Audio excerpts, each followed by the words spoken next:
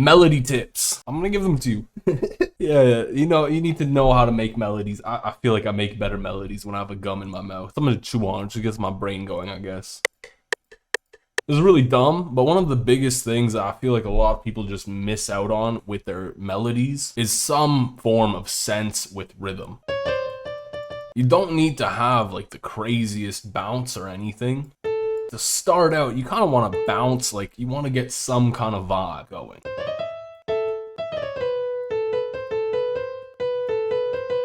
This is such a cop-out.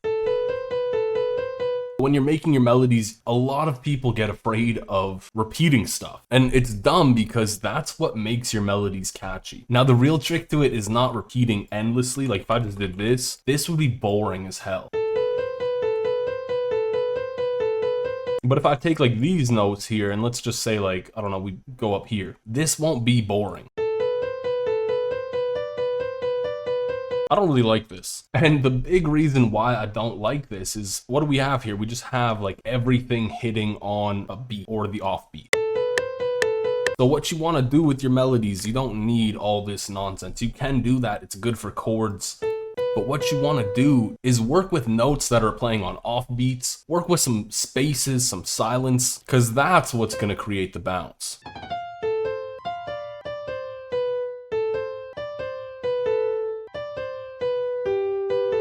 So now we kind of have at least a rhythm going on with this. I kind of want to build some chords under this, or at least something. I mean, that's kind of cool.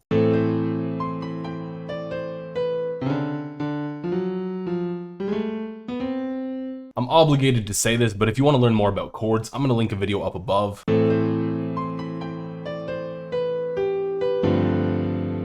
Yuck, the hell is that?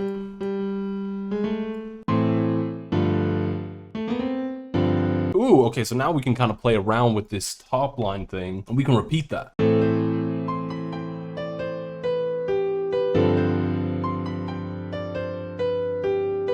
And the reason we can repeat this top line is because the chords underneath are changing, so it's going to be a different harmony. Reharmonized, the melody will sound somewhat fresh. What if we go down to the 5? I don't know.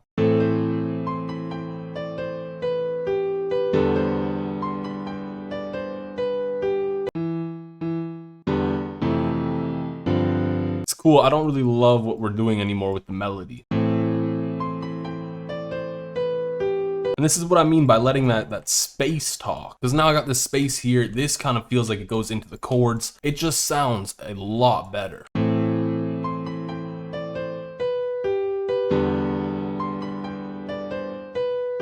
And when we have this space cut out in the chords, then it focuses a little bit more on that top line, so the melody is getting its magic in there. Let's just copy this over and we'll like change up a couple notes. That's all you need to do. You want to keep the same rhythmic structure.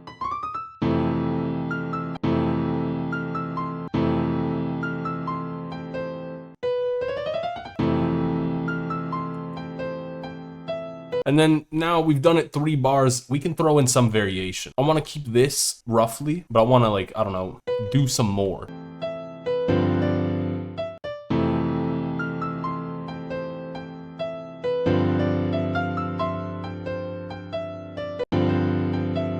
We mixed it up a little bit. I'm gonna let the melody talk a bit more.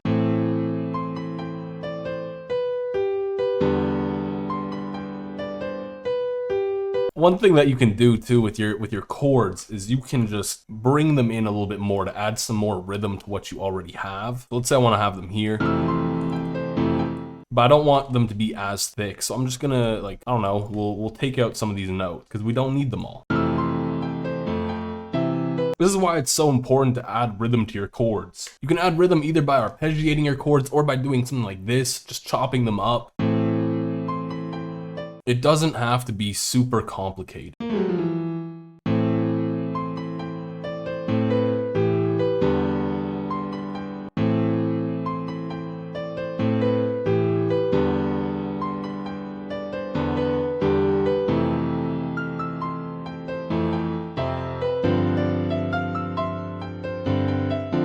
Now, a lot of people, they're missing depth in their melodies, and what depth is it's just that low end to your melody. It's gonna make everything sound a lot more full.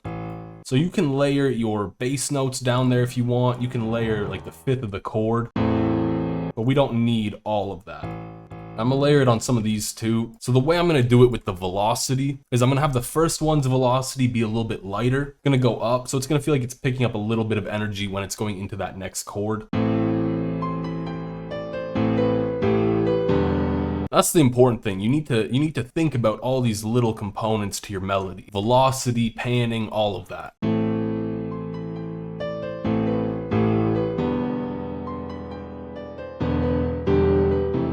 That's the basis for making melodies in general. Anything you do, you should be doing because it sounds good and not just because.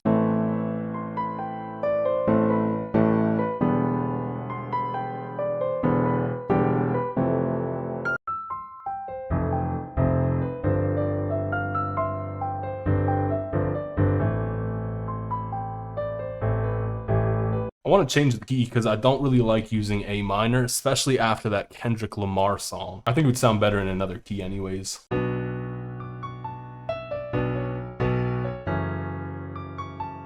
That's the other thing. A lot of times people will start making their melodies and they'll get stuck in one scale. Play around with it, mess around, see what sounds better.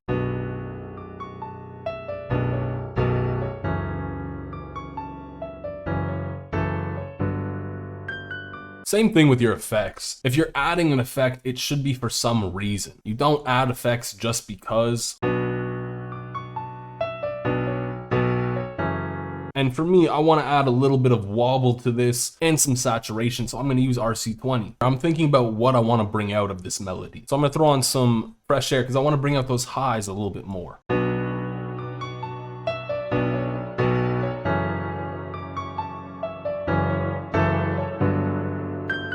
So we've got a pattern. We've got one pattern. That's all you need to start, because from here you can start adding in other things. A lot of people struggle with this. They don't know what to add in. And if you can make one pattern, you can make an entire melody, because all you really need to add in is things around what you have. You've built the most important thing. You just need to build the accenting stuff. So I'm just gonna slap a pad on here.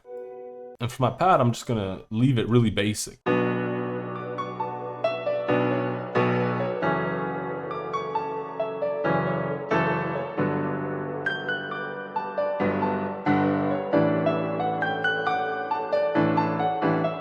I don't really want to add too much more because the piano is pretty busy. That's the other thing. When you're making a melody, like a full-on melody, you need to think about space, right? My low end is pretty busy. I got all these chunky chords down here. My high end is pretty busy. I got all these top line melody stuff going on, so I don't have the most space to work with. But I can use this and have these play off of this main melody just with the little empty bits of space that I left.